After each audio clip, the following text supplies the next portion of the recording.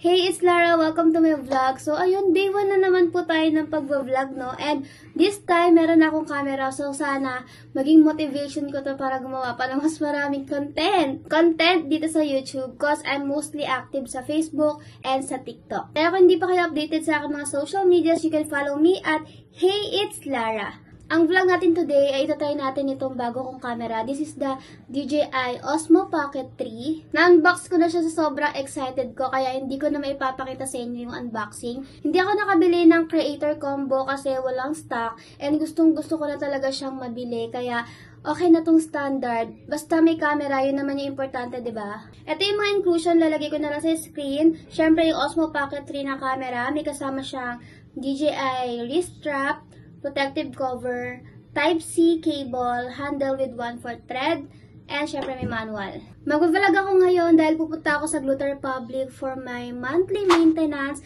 So, magpapa-haifu ako sa aking face. Magpapa-exilis din ako sa tummy. And try ko din yung diode laser, yung pantanggal ng hair kasi mabigote ako eh. And magpapagluta drip din ako. Diba, ang dami kong gagawin ngayon. Syempre, Sunday lang kasi yung day off ko. So, sa isang araw, sabay-sabay ko na lahat. Hi guys! Get ready with me. Pupunta ako sa Glutta Republic kasi meron akong gustong i-try na treatment yung para sa face. Gusto ko kasi mawala yung mga fats ko dito sa aking cheeks. Magpapa-haifu ako and sasabay ko na rin yung Exilis for my tummy kasi meron ako mga stubborn fats na kahit nagwo-workout ako, hirap-hirap niyang tanggalin. So, nagme-makeup lang ako. Very simple makeup lang. Nag-foundation lang ako dito sa part na to kasi mamaya matatanggal din yan eh. So, magba-blush na lang ako. Tignan nyo kung gaano karumi itong blush on ko. Sobrang gamit na gamit ko siya. This is from O2O. Nagba-blush lang ako ng very light. And itatry ko din pala yung aking bagong camera. I'm using now the DJI Osmo Pocket 3. First time ko siyang ipamba-vlog outdoors. And wala pa siyang 1 week sa akin. So, nag-explore pa ako sa setting nitong camera. Nasanay kasi ako sa cellphone. Magpa-powder lang ako sa aking under eyes para ma-set yung aking blush and foundation. I'm using the BLK in the shade light beige. Sobrang favorite ko to, tignan nyo. Sinisimot-simot ko talaga siya, sis, kasi ang ganda talaga ng quality nito. So, I'm planning to purchase a new one. Kahit ang dami kong powder, binabalik-balikan ko pa rin si BLK na matte powder foundation. Hi guys! We're on the way to Glutta Republic. Kumain lang kami. And ito pala yung itsura ng makeup ko. Very simple. Yung lips ko is from Kiko Milano. Hindi ko na naipakita sa inyo.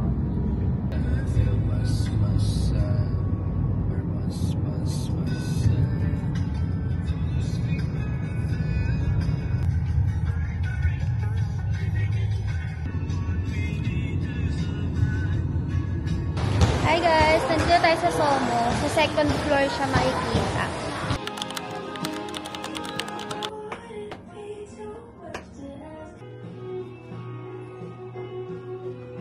Ang haifu po, kada 3 months? 6 months. Once a year. Once a year to twice. Ano siya, instant effect po siya? Makikita mo siya within 30 to 60 days. Mas pa-contour ng contour. Pang ano kasi yan eh. Kung gusto pag chubby cheeks ka, gusto mo smaller face. May pang-maintain po. Yun, yung Exilis, pwede sa face. Para mas ma-prolong yung ano. Hindi po.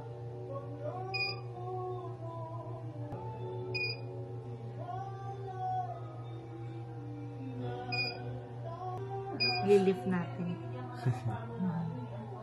Para mas lumit yung face. Pero maliit.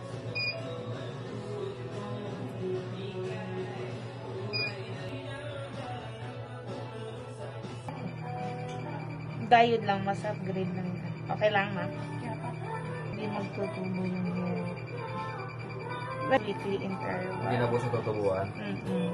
Ayun pala pag ganyan din kaya ako din.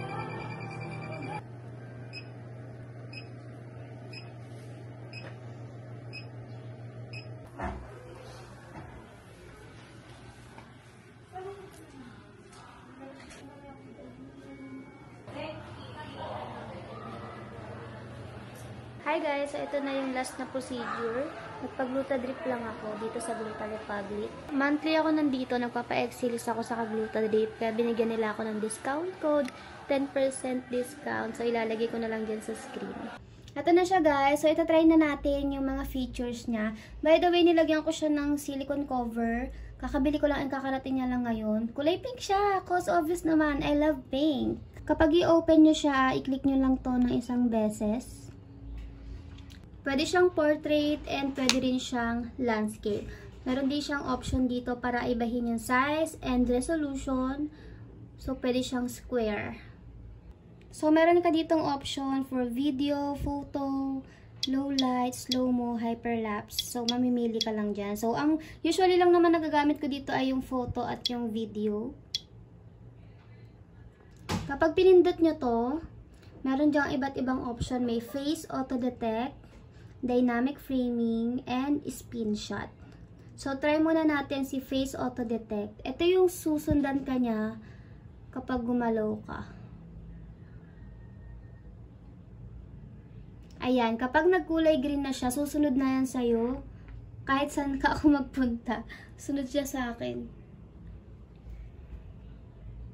Itong dynamic framing, hindi ko pa siya masyado na-explore. Ito, lagi kong nagagamit. Ito namang spin shot, nagagamit ko siya for product shoot. So, ito yung umiikot siya. Pag in-slide nyo naman siya dito, nandyan yung setting ng exposure, lights, color, focus, nandito rin. Ang usually ginagalaw ko dito ay yung focus. Meron siyang single, continuous, and product showcase. Ito yung favorite ko si product showcase kasi mabilis siya mag-focus sa product. For example, gaganyanin mo siya. Naka-focus agad siya. Kapag yung creator combo yung binili mo, meron na siyang kasamang stand. Pero since standard lang yung binili ko, wala siyang kasamang stand. Buti na lang meron akong extra stand. Hindi mo siya may stand kapag hindi mo ikinabit ito. So, eto natatanggal siya. Pwedeng wala to. Kapag wala to, hindi mo siya pwedeng lagyan ng stand. So, dito rin yung kanyang charging port. Pero kapag nakakabit ito, ang charging port mo ay nandito siya sa likod.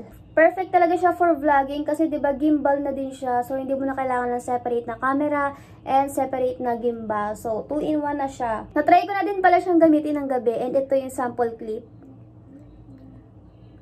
Kahit gabi, ang linaw niya.